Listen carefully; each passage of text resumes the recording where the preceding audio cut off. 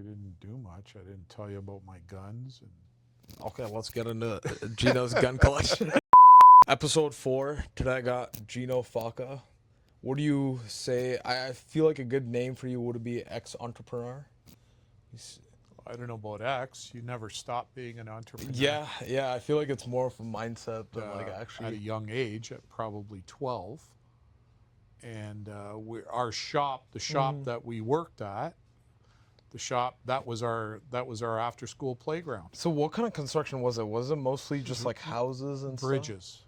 Oh, bridges. Bridges, heavy concrete work, culverts, bridges, roadways, manholes, underground chambers, a lot of big stuff. Okay, Yeah. Next question. How was the school life in the 70s? Like school and college, like what was the difference? Yeah, it was pretty amazing. It was a lot of fun.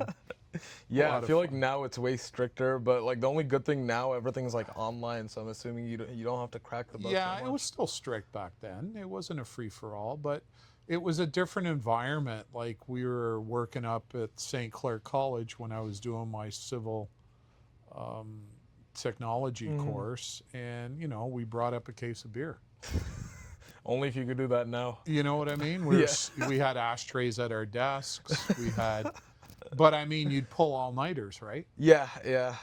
I pulled one all-nighter in the school, but now the school's like completely smoke-free. You can't drink. They have security 24/7, so it's you go there just to study, and then that's it. And then I was a bouncer at the college too, right? At the pub. So. Wait, there was a pub at St. Clair College? Oh yeah, the whole cafeteria. There was a pub. Oh, actually, Griff's is still there, right? Yeah, but the cafeteria back then was from the entrance. So it would be the entrance that faces the football field, right? Yeah. That to the corner was all one pub, one cafeteria. I wonder why they stopped Sat that. 1,100 kids. Holy crap. And it was Fridays and Saturdays. That was the spot to go. I've heard even downtown Windsor back in the 70s and 80s was way more popular trending compared to what it was now. 100%. Yeah, it kind of just died. Yeah, it died because of a few things, but yeah. What else? Yeah, what program did you study in school? Because he told me you did computer engineering. So I didn't do computer engineering. I did a couple of courses. I started off doing construction. I started off doing civil engineering technology at Fanshawe. Okay. So I spent a year and a half there. It wasn't really my cup of tea. I came back home. I started working for the family business, the construction company. And then when we sold the business, I had to find work elsewhere. So I went back to school. Okay, and I took mold making. Mold making? Yeah, so machine shop, making molds for plastic injection, all that stuff. It was a program.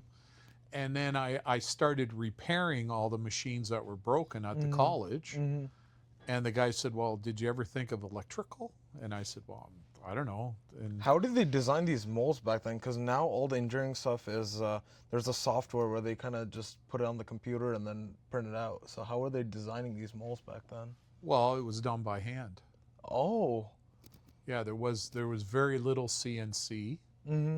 There was some numerical controls, but the majority of all the work was done by hand. Were there a lot of mistakes? Because I feel like it's hard to beat that computer and machine accuracy. Because I forgot what the software is, but all like engineering, they kind of use the software, and then the CNC machines build those out, and those are measured to a dot. Yeah, so they would do a modeling software. They would build a 3D model of whatever they wanted to make, and they would make that and then develop the software to do it, right?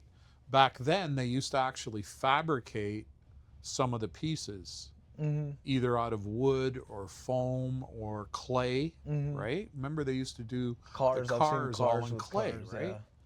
Now they don't have to. They can do a 3D Yeah, the visualization. 3D rendering kind of. I've seen some car companies still. If they're making like the one-off models and stuff. Yeah. they still use the clay this thing to just like perfect the lines, get an actual visual Exactly. this thing. So prior to that, you had another discipline called pattern making, and these guys would actually fabricate that piece out of other products like wood or foam, and then the balsa wood was very popular, and then they would take all the measurements off of that and develop the drawings to build that. But it was all done by hand. With this system, was there a lot of errors and stuff? Because What the errors weren't mostly as far as tolerances were concerned, because tolerance is machine wise, and the guy operating the machines were very good millwrights and machinists. But the issues that they had mostly was with fit. So let's say you're designing one part, I'm designing the other part. We build the two parts, we go to put them together, they don't fit. yeah, that's got to be Where annoying. with the modeling software they have now, you can actually take that piece, take this piece, put it together. It'll show you where the areas of infraction are. Even with the 3D printing thing, so many of my friends just have a 3D printer at home, and then they Correct. have the software on their computer. Correct. And now you don't even have to actually design the thing yourself. You can go on the internet, look for, they use it actually for building stuff, like small stuff.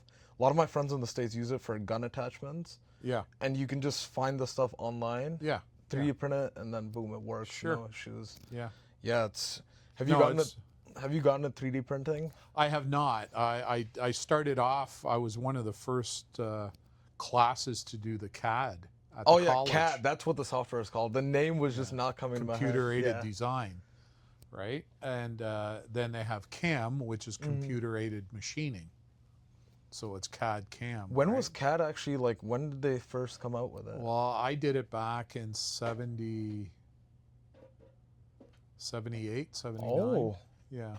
I thought it 80. was way newer than that. 'Cause No, I 80. went on CAD. and They messed had a around. system at the college called Euclid, and the computer that it used was the size of this room. Yeah, my grandpa always tells me that, like, back in the day, all the computers were just room sizes. Yeah, and that room was, air conditioned because it ran so hot, and it was all on magnetic tape, and so. But I was one of the first classes to ever take that. How computer easy was design. it to use that It software was back then? extremely difficult. Yeah, because now You had to look up all your functions. You had to do everything. There was no pull down screens, or it was all DOS based, right? DOS based, that's before Linux, right? They had Linux back then. They had a few different ones, but I'm just saying that the language was very basic. But it was basic to a point of it's still used today. But there's that overlay of the pull down menus and of the mouse controls. Yeah, and all yeah. That. You don't see what's going on behind the scenes, but it's all the same. Yeah, little there's no like user subroutines. interface. It's kind of like straight in code, and you kind of just see this stuff. They don't It's make like it. when you go on your executive screen on your keyboard, right? Those functions that you do. Yeah, yeah, yeah. When the screen's black with the yellow writing on Yeah, it. And command it's, prompt. Yeah. Yeah. So when you do that, that's, It's crazy how like they've made it so much better because now recently the new thing is no code code. So pretty much if you have anything you're trying to build like an app or software, you just tell it what to do using the AI Yeah. stuff, and you don't have to actually code anything. no, you don't. But behind the scenes, all that's still happening. Yeah, yeah. I think It's just doing it for you. yeah, So when I started taking, like I was saying before, I went into the machine shop, I switched programs, I went into industrial control systems, which was a precursor to robotics that we have today. These were just rudimentary controls for pneumatics, hydraulics, motor controls, belts, conveyors, things like that. And what we started using was an 8085 based chip, and that chip was based in machine code. So now they use the term machine learning. What it basically is a series of commands that the chip can go to and get the information. oh, But you had to load up all the registers, all of the information had to be loaded up, and it was in a hexadecimal format, which is still used today because it's very fast. Okay. But there's software out there that converts everything for you. You type in your request. It goes through a series of softwares. Those softwares turn it into that machine code so that the chip can read it. Because when it gets right down to it, it's all ones and zeros. That's really There's all no it is, magic. There's no Yeah, intelligence there. I feel like they've just kind of streamlined the process instead of having line by line code it all yourself. Yes. They've just kind of designed a system where you put the basics in and it kind of. So we used to have subroutines, right? So you would build a little thing. Let's say I wanted to put a drill bit here, right? So in order to get that drill bit from here to here, I would have to tell it, okay, increment at 1,000ths each step. So you'd have a little routine that would say increment at 1,000. Then it would go over to here, and then say, okay, go down 3,000ths, come over 3,000ths, find the zero position. And all these were just little registers, little routines. Then I would take that whole thing and tell it, okay, you're going to go from here to here. And I would input that little subroutine into the program, and it would automatically go to there because it read that subroutine. Have you seen Raspberry Pi computers? Yes. Nowadays, you can just take one of those. It's kind of a basic chip. Yeah. You get it to like spot a laser thing. Isn't that Arduino based? Yeah, Arduino based. And when you put say you make it like look for the laser point, Correct. it can kind of by itself just find that laser point and find it. They made it so, like if you go on the internet, you can see so much creative stuff that people made using those Raspberry Pi computers. It's insane. Yeah. All right, fourth question. How did you get into your electrician business? You kind of were not interested with the civil engineering thing and you wanted to go? No, I just wanted to do something different. And I took that electrical course, the controls course, and I tried to find work in that, right? But control technicians were making about $8 to $10 an hour when I got out of school. Holy crap, yeah. That's... Electricians were making between 20 and 30. So it didn't take me long to say, well, you know, maybe I should look at being an electrician instead of a controls engineer. Yeah, it's more than double the pay. Yeah, now it's almost the same, but back then it was, you know. So what I did is I ended up working for a small company and starting my apprenticeship. And I served my apprenticeship. I got about 3 years into my apprenticeship with that same company. And a couple of us decided to start off on our own.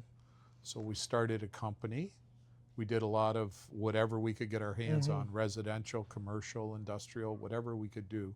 The other two guys that I was with were very smart, good journeymen, and the other guy was a technologist, electronics technologist. So we could do a lot of different stuff.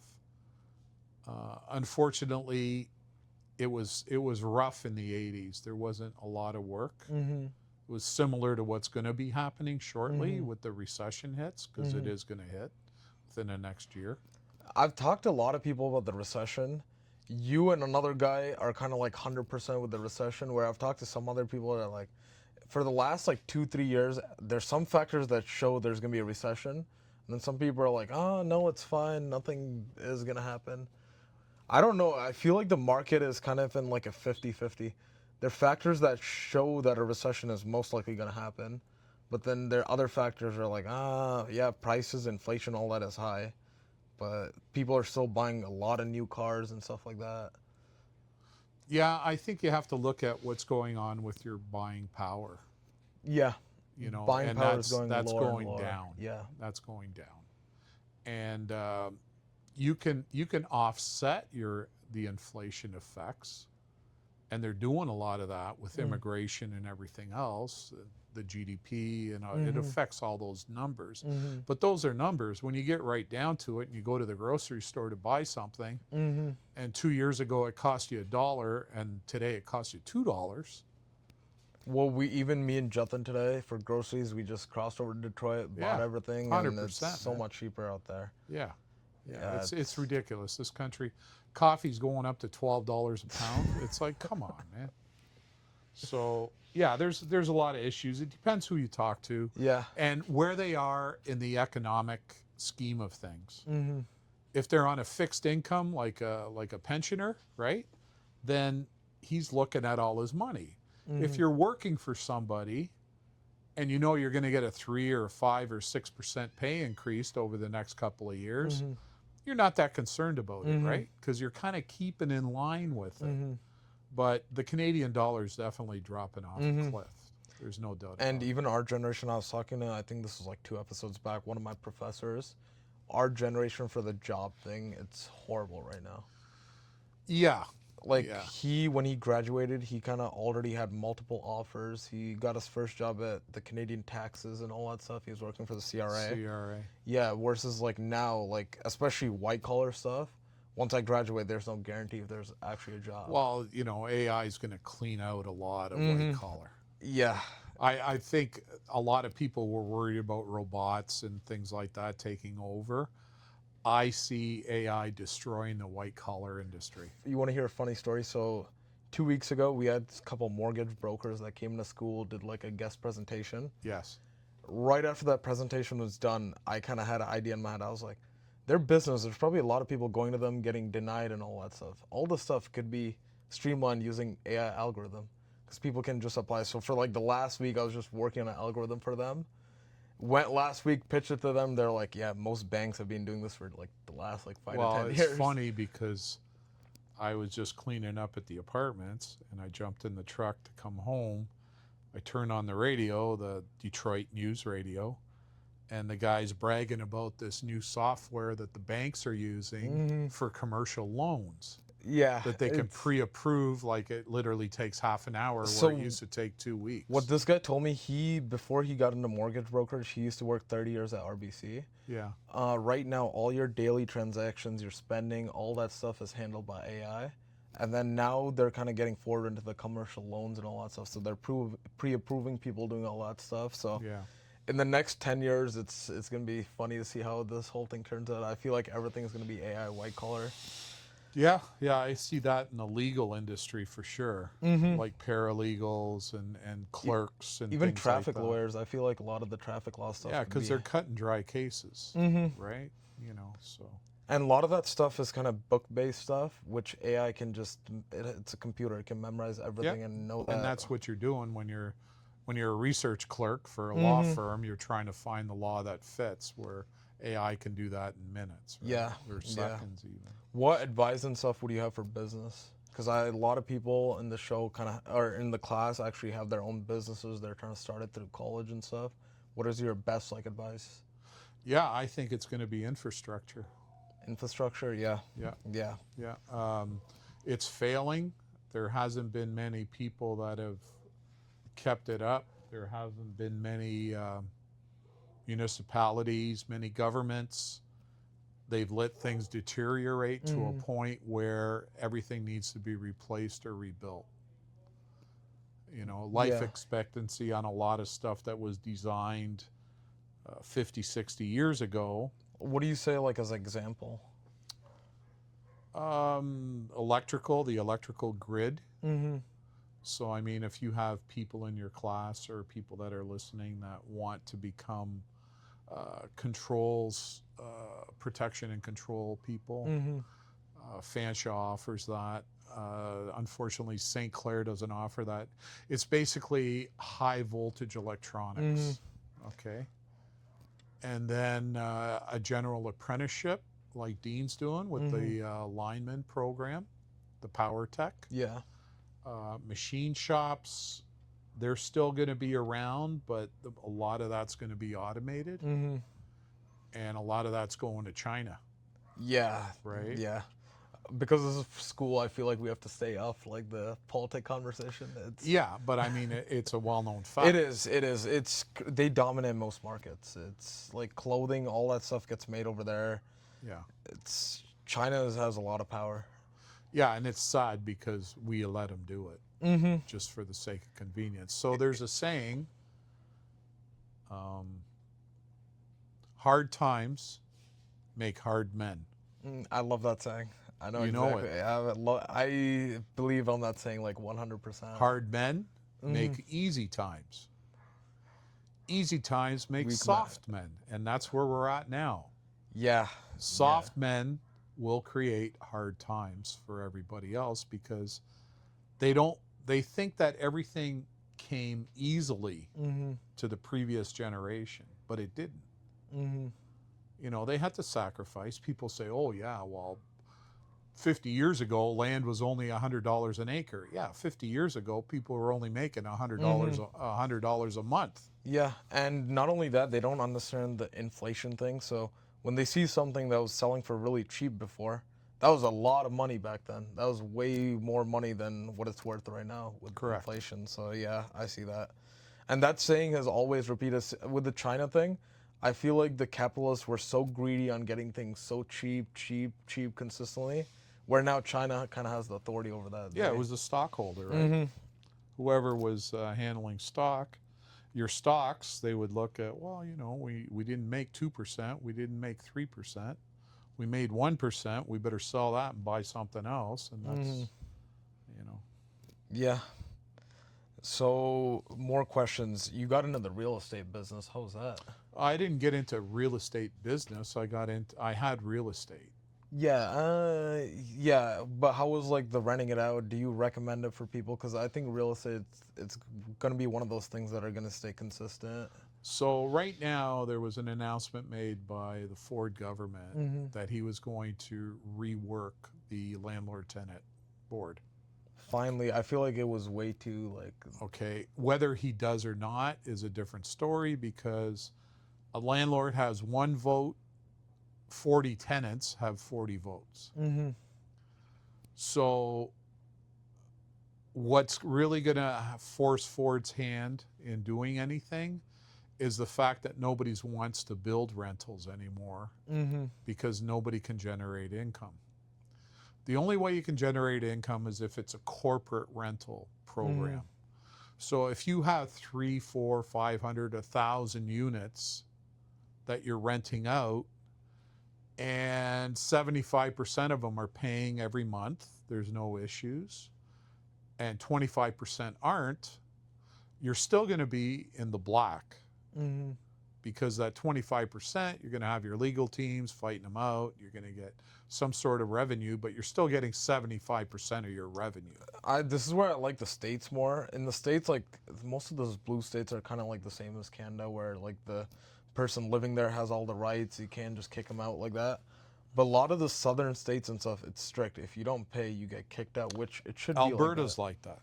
Yeah, it should be like that. That's like just So the Alberta, if you don't pay for 2 months, you're out the door. Done. It's the best No way to do question. it. Yeah, it's the best way to do it because my family has so much legal rights and all that stuff. Is they're constantly trying to fight it, take advantage of the law as much as possible. They are. Yeah. And you get professional tenants. Mm-hmm. They'll go from one structure to another structure to another structure and do the same thing. Yeah, it's just a headache because Dean told me the story about the one guy that you had. Like, that's got to be just the biggest pain in the ass ever. It was terrible. It kept me up at night for 3 years. Yeah, And there's nothing I could physically That's the do worst about part. Yeah, that's the worst part because you're just thinking about it and legally you can't do anything. it. No. I'll move on from that. How is the retired life? Retired life? Yeah. It's a lot more expensive than I had anticipated. Because my question for you is, it seemed like you enjoy kind of working 24/7, staying busy and all that. So going from that versus when you're retired, you can actually kind of relax a little bit, take it, do things No, on your own time. I was lucky in my lifetime. Mm-hmm. So my wife and I met her when she was 19. I was 27. Okay. And we got together. She finished university, political science, communications. And then we started to travel. Oh, where do you guys go? So I worked in the electrical field. So basically my jobs would be, let's say, 3 months, 7 days a week, 12 hours a day, 14 hours a day. I took a lot of work out of town. I was gone away a lot. Okay. All through the States, all through Canada. Okay. And we would save our money and then we would travel. So our honeymoon was in Argentina. We were there for a month and a half. Then we went to the Galapagos Islands. We went to Ecuador. We went to Mexico. We went to Italy, Germany, France, Austria. So you had like a good work-life balance. It was not just work. Yeah. Yeah, I feel like that's kind of the thing as an entrepreneur. You're like, should I just go full on work, take no days off? Or do I want to kind of calm down, relax, enjoy life? Like, So that's what we would do, right? We'd go on ski trips. We always traveled. Okay, we worked intensely, but it was a situation where I could work, make a lot of money in a short period of time, and then take some months off. yeah, I feel like that's a good balance right there because you get to do all your stuff, you're making good money, and then you actually get to enjoy that money instead of just kind of staying on the. Now, technically, that's when you should be socking some away for when you're retired. That's a smart thing to do. So luckily, Paula, my wife, she actually was smart enough to take some and put it away, so I have some right now. Yeah. Because if it was up to me, I would have spent it all. I'm the same way. You only live life So once. yeah, fiscal responsibility is something that you have to master early in life. Okay. So your advice today is just find the right wife and make sure she stays from. Well, yeah. That's getting more difficult to do, I think. Yeah. Just the right companion. How's that? Doesn't have to be a wife, doesn't have to be a husband, just the right companion. Even a partner in business, you have to make sure it's the right fit, you know? Yeah. How did you kind of go through with the people you teamed up for your company? Like, was these guys who you knew for a long time or? No, not really. One of them was my journeyman. And we decided we wanted to grow the company, and looking at it now in hindsight, it wasn't the right idea because we were kind of taking all our money, sticking it back into the company to make it grow. But there wasn't enough money for us to actually contribute to the family household. So we were thinking, oh, we're not making money because we're trying to keep the company growing. Really, we weren't making money because we were too cheap, right? So a good thing is you should get maybe 1 out of every 10 jobs when you're pricing yourself out. So you price yourself out at $1,000, then you get that job. And then you say, well, maybe I should charge $1,100 next time I do this same job. So you get $1,100 and you still get the job, you know, and you keep playing with that number until you start losing the jobs. When you start losing them, you know you're right around That where price is everybody good. else is. How competitive was it back then? Like, were they a lot of these Extremely companies? competitive. Yeah. Back in the 80s, the interest rate was at 16% for a mortgage, 16, 17, 18%. Holy crap. And people were still building homes and buying homes. So, I mean, now when it's 3, 4, 5% and people are freaking out, it's like, what the hell's your problem, man? You know? Yeah, it's like nothing back then. Yeah, last topic for today. We're going to talk about some of the cool cars you've had, because that's a good topic. That was kind of my personal thing. People would love to hear it too. You had probably like one of the craziest car collections for back in the day. So what was your like first car you started out with? A 1957 Volkswagen Beetle. Okay, that's a good start. That's a collector's Bought it car. for $30. Brought it over from the farmer next door. I wish we could buy a car for $30 now. Driving it across the field, caught fire. Okay, I mean, it's $30. So, and the wheat field was, we needed to put the fire out. Yeah, because I've seen other videos of farm fires and the car just burns down instantly because the. So we started throwing dirt on it, and then we had to find liquid somewhere, and so we peed on it. Well, you gotta remember, $30 back then was like 300 now. So anyways, we took that car, we brought it into the shop, we ripped the body off, turned it into a dune buggy. That's where I learned how to weld. If you guys how see to our bend pipe. backyard, this guy has the best shop ever. There's a Camaro just sitting in there with all the parts. He can build stuff. He can build a lot of cool stuff. Then the next car I had was the 68 Camaro SS. Beauty. Yeah. Beauty. Yeah, 350, 375 horse, 4, 5, 6 gears, 4-speed, solid lift cam. Raced it at Mile and Dragway. It was fun. It It was a lot of fun. Were there Lot a of lot of hours. muscle cars like in the street and stuff back then? Everybody had a muscle car on the street. How was all like the supercars and stuff? Were there a lot of people in Windsor with like your Ferraris, Lamborghinis? No, rare. No. Porsches were rare. Ferraris were rarer yet. You used to see the Ferrari during the bicycle races on Erie Street, or on Sunday, usually somebody from Detroit would come over with their Ferrari. The other Ferrari was the owner, Palazzi Tile, and I think Pateo might have had one. There was maybe 3 or 4 in the whole city. Yeah. Yeah, I feel like since they came out then, they're probably like newer. They're not popularized. Well, leasing now is popular, right? So back then you had to actually buy the thing. Now you can lease it, or your corporation can lease it. Back then, leasing wasn't really a thing, right? I'm planning on moving. I get my degree and my kind of visa thing is set up. I'm financing a car. Yeah. I want to. It's horrible financial decision because you're getting something that you're paying more than the original cost of it, and the value is going down and down every year. Like an elevator. You only live once. Yeah. Go for it. Go for it. What other cars other than the Camaro SS? Cougar XR7. Okay, those are nice Mercury Cougars. 73.